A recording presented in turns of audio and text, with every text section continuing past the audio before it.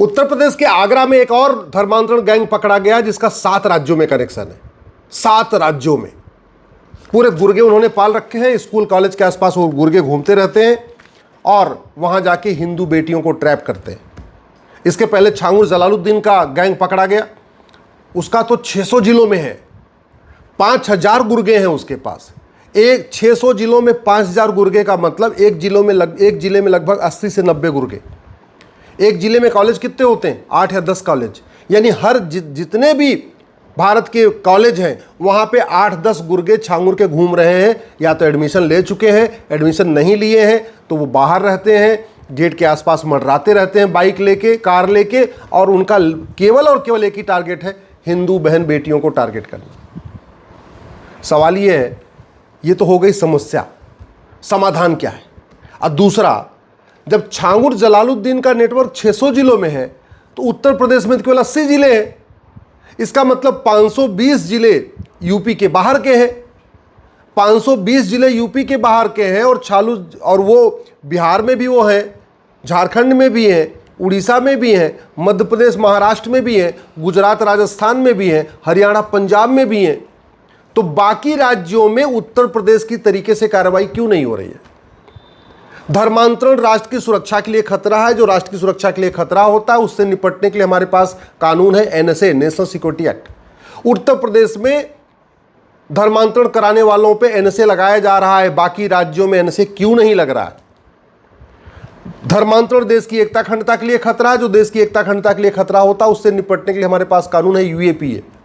उत्तर प्रदेश में धर्मांतरण कराने वाले जिहादियों पे यूएपीए लग रहा है, बाकी राज्यों में क्यों नहीं लग रहा है? धर्मांतरण एक इनडायरेक्ट वॉर है, वेजिंग वॉर है, और यह भारतीय न्याय संहिता में वेजिंग वॉर का प्रावधान है। फिर धर्मांतरण कराने वाले जिहादियों पे वेजिंग वॉर की धारा क्यों नहीं लगाई जा रही है? धर्मांतरण एक ऑर्गेनाइज क्राइम है और ऑर्गेनाइज क्राइम से निपटने के लिए भी बीएनएस में एक प्रावधान है। फिर इनके खिलाफ देशद्रोह क्यों नहीं लगा रहे? ऑर्गेनाइज क्राइम क्यों नहीं लगा रहे? वेजिंग वॉर क्यों नहीं लगा रहे? एनएसए क्यों नहीं लगा रहे? यूएपीए क्यों नहीं लगा रहे? एक बात और, धर्मांतरण जब पूरे देश में हो रहा है तो कानून राज्य में नहीं बनना चाहिए, विधानसभा में नहीं बनना चाहिए, कहाँ बनना चाहिए? संसद में। तो संसद में धर्मांतरण के खिलाफ कानून कब बनेगा, इस पर भी चिंता होनी चाहिए। क्यों देर कर रहे? क्योंकि यूपी में कार्रवाई हो रही है, यूपी में कानून है। बंगाल में तो बंगाल सरकार कार्रवाई नहीं कर रही है, केरल की सरकार कुछ कर ही नहीं रही, जहां जहां सेकुलर सरकारें हैं वो कुछ कर ही नहीं रही, धर्मांतरण कराने वालों के खिलाफ कुछ कर नहीं रही। तमिलनाडु में कुछ हो नहीं रहा है, कर्नाटक में कुछ हो नहीं रहा है, हिमाचल में आज की डेट में कुछ हो नहीं रहा है, पंजाब की सरकार धर्मांतरण कराने वाले कुछ कर नहीं रही है। तो समाधान क्या है? समाधान यह है कि धर्मांतरण को देशद्रोह घोषित किया जाए, धर्मांतरण को देश की एकता अखंडता के लिए खतरा घोषित किया जाए, धर्मांतरण को वेजिंग वॉर डिक्लेयर किया जाए, धर्मांतरण को ऑर्गेनाइज क्राइम डिक्लेयर किया जाए, और इसी बीएनएस में एक नया चैप्टर जोड़ दिया जाए, ऑफेंस रिलेटिंग टू कन्वर्जन। इसके बाद भी चूंकि पुलिस राज्यों के अधीन है तो पूरे देश की पुलिस एक जैसा काम नहीं करेगी। फिर तरीका यही है कि जो पुलिस एक्ट है इसको बदल के एक यूनिफॉर्म पुलिस कोड बनाया जाए। अब चलो, यूपी सरकार काम कर भी रही है धर्मांतरण कराने वालों पे, लेकिन क्या उत्तर प्रदेश की सरकार, योगी जी की सरकार, जो इतना ईमानदारी के साथ धर्मांतरण खिलाफ काम कर रही है, वो छांगुर जलालुद्दीन को फांसी दिलवा पाएगी क्या? नहीं दिलवा सकती, क्योंकि ऐसा कोई कानून नहीं है। क्या उत्तर प्रदेश की सरकार छांगुर जलालुद्दीन की 100% प्रॉपर्टी जब्त कर सकती है क्या? नहीं कर सकती, ऐसा कोई कानून नहीं है। क्या उत्तर प्रदेश की सरकार छांगुर जलालुद्दीन की नागरिकता खत्म कर सकती है क्या? नहीं कर सकती, क्योंकि जो सिटीजनशिप एक्ट है 1955 वाला चल रहा है, इसमें ऐसा कोई प्रावधान नहीं है। तो अगर आपको धर्मांतरण रोकना है तो केवल कार्रवाई करना ही पर्याप्त नहीं है, बल्कि आपको इनकी 100% प्रॉपर्टी जब्त करना पड़ेगा, इनकी नागरिकता खत्म करना पड़ेगा, इनको आजीवन कारावास, फांसी भी देना पड़ेगा। लेकिन एक कहते हैं prevention is better than cure. जब धर्मांतरण हो गया उसके बाद कार्रवाई होगी। धर्मांतरण न हो इसके लिए क्या करना पड़ेगा? धर्मांतरण हो कैसे रहा है? धर्मांतरण एक सोच के कारण हो रहा है। कुछ किताबों में लिखा है धर्मांतरण कराओ। सवाल यह है, धर्मांतरण कराना ये धर्म है कि अधर्म है? झूठ बोल के, धोखा दे के, लालच दे के, अलग अलग तरीके से पहचान छुपा के, ये अधर्म है। इसका मतलब अगर किसी किताब में धर्मांतरण को जायज़ ठहराया गया तो धार्मिक पुस्तक नहीं हो सकती, वो अधार्मिक पुस्तक है। अगर किसी किताब में हत्या करना जायज़ है तो धार्मिक पुस्तक नहीं हो सकती। किसी किताब में डराना धमकाना जायज़ है तो धार्मिक पुस्तक नहीं हो सकती। किसी किताब में लूट मार करना जायज़ है तो धार्मिक पुस्तक नहीं हो सकती। किसी किताब में हत्या बलात्कार जायज़ है तो धार्मिक पुस्तक नहीं हो सकती। इसलिए अगर इसको धर्मांतरण को रोकना है तो पहले हमें धर्म और अधर्म को साफ साफ परिभाषित करना पड़ेगा और धर्म को प्रमोट करना पड़ेगा और अधर्म के खिलाफ कठोर कानून बनाना पड़ेगा। दूसरा, ये पूरा का पूरा जो खेल चल रहा है वो कहाँ से शुरू हो रहा है? वो मुगलों के द्वारा शुरू किए गए मदरसे से हो रहा है। संविधान में एक शब्द मदरसा लिखा नहीं है, इसके बावजूद मदरसा चल रहा है और मदरसे को प्रोटेक्ट कर दिया है नेशनल माइनॉरिटी कमीशन एक्ट बना के। मैं पहले भी कई बार कह चुका हूँ, कांग्रेस ने 50 से ज़्यादा घटिया कानून बनाए हैं देश को बर्बाद करने के लिए।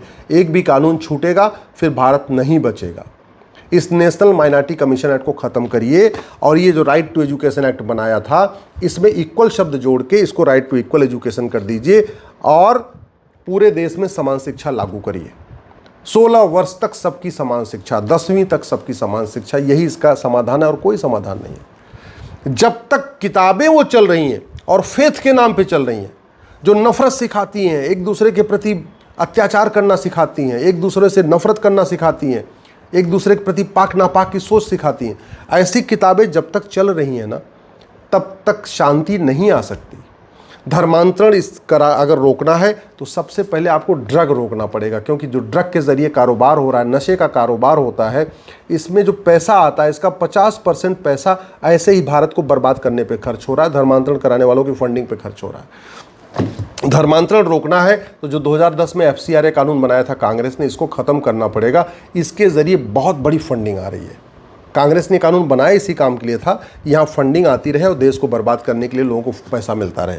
अगर धर्मांतरण रोकना है तो मनी लॉन्ड्रिंग कानून ख़त्म करना पड़ेगा। जो धर्मांतरण कराने वाले जिहादियों मिसरियों की जो फंडिंग होती है, एक तो बाहर से पैसा आता है बैंकों में FCRA के ज़रिए, और भारत के अंदर जो पैसा होता है वो हवाला के ज़रिए उनको फंडिंग होती है। तो हवाला को आपको जघन्य अपराध घोषित करना पड़ेगा, इसलिए इस कानून को बदलना पड़ेगा। धर्मांतरण कराने वालों की फंडिंग ब्लैक मनी से होती है। ब्लैक मनी ख़त्म करने का एक ही तरीका है, 100 रुपये से बड़ी नोट बंद कर दिया जाए, 5000 रुपये से महंगे सामान का कैश लेन देन बंद कर दिया जाए और इस घटिया कानून को ख़त्म कर दिया जाए और ब्लैक मनी को जघन्य अपराध घोषित कर दिया जाए। आप धर्मांतरण कराने वालों की जो फंडिंग बेनामी होती है उसको रोकने का एक ही तरीका है कि आप प्रॉपर्टी को आधार से लिंक कर दीजिए। ब्लैक मनी खत्म करने का तरीका है 100 रुपये से बड़ी नोट बंद करिए, 5000 रुपये से महंगे सामान का कैश लेन देन बंद करिए। बेनामी जो फंडिंग होती है उसको रोकने का एक ही तरीका है, 50,000 रुपये से महंगे सामान को सीधे सीधे आप आधार से लिंक कर दीजिए, यही तरीका है। और ये जो इनकी मदद करते हैं धर्मांतरण कराने वालों की, चाहे वो थानेदार मदद करता है, चाहे पेशकार मदद करता है, चाहे तहसीलदार मदद करता है, या लेखपाल करता है, या पटवारी करता है, क्राइम ब्रांच का इंस्पेक्टर पकड़ा गया, ये जो लोग भी करते हैं, या नेता मदद करते हैं, कई बार सांसद विधायक मदद करते हैं, उनको पैसा मिलता है, ये पैसा फंडिंग आती है। और वो इसलिए कह रहा हूँ, करप्शन को आपको देशद्रोह घोषित करना पड़ेगा, करप्शन को आपको जघन्य अपराध घोषित करना पड़ेगा, भ्रष्टाचार को आपको वेजिंग वॉर डिक्लेयर करना पड़ेगा। भ्रष्टाचार केवल धर्मांतरण नहीं बल्कि भारत की 50% समस्याओं का मूल कारण है भ्रष्टाचार। जितने भी अपराध चल रहे हैं वो कहीं ना कहीं पैसा दे के चल रहा है, उसका रूट काज करप्शन है। इसलिए करप्शन को आपको जघन्य अपराध घोषित करना पड़ेगा।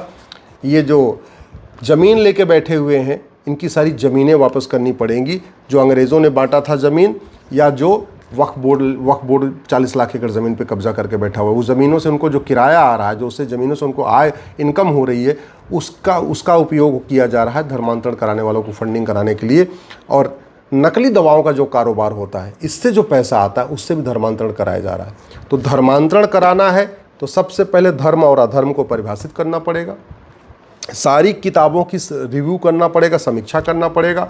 जिन किताबों में धर्मांतरण को जायज़ ठहराया गया उनको बैन करना पड़ेगा, धर्मांतरण को जघन्य अपराध घोषित करना पड़ेगा, धर्मांतरण को देशद्रोह घोषित करना पड़ेगा, धर्मांतरण को वेजिंग वॉर डिक्लेयर करना पड़ेगा, धर्मांतरण को ऑर्गेनाइज क्राइम डिक्लेयर करना पड़ेगा, धर्मांतरण को राष्ट्र की सुरक्षा के लिए खतरा घोषित करना पड़ेगा, धर्मांतरण को देश की एकता अखंडता के लिए खतरा घोषित करना पड़ेगा, और पूरे देश की पुलिस एक जैसे व्यवहार करे, पुलिस स्वतंत्र और निष्पक्ष होकर काम करे, सत्ता के दबाव में न काम करे, इसलिए एक यूनिफॉर्म पुलिस कोड लागू करना पड़ेगा। जज मनमानी न कर पाए, इसलिए यूनिफॉर्म जुडिशियल कोड लागू करना पड़ेगा। यह थानेदार, हवलदार, कप्तान, कलेक्टर मनमानी न कर पाए, एक लिए यूनिफॉर्म एडमिनिस्ट्रेटिव कोड लागू करना पड़ेगा। और सबसे important, narco polygraph brain mapping कानून बनाना पड़ेगा। मैं गारंटी के साथ कहता हूं, अभी जितना छांगुर जलालुद्दीन के बारे में खबर आई है, ये तो 20% भी नहीं है। अगर इसका narco polygraph brain mapping test हो जाए और लाइव कर दिया जाए, इसको सारे टीवी चैनलों पे लाइव कर दिया जाए, लोग विश्वास नहीं कर पाएंगे, ऐसी सी बातें बताएगा। जिस तरीके से इसने नेटवर्क फैला रहा, जिस तरीके से भारत के हर जिले में 2-2, 3-3 छांगुर जलालुद्दीन बैठे हैं, ये सारा नेटवर्क ये बता देगा। इसलिए ज़रूरत इस बात की है तत्काल एक narco polygraph brain mapping test कानून बनाया जाए और छांगुर जलालुद्दीन का narco polygraph brain mapping test करके लाइव किया जाए। सारे टीवी के ऊपर उसका प्रसारण हो, सारे यूट्यूब के ऊपर प्रसारण हो, सोशल मीडिया में उसका प्रसारण हो, लोगों को पता चले कि भारत के खिलाफ, भारत के अंदर कितनी बड़ी साजिश चल रही है।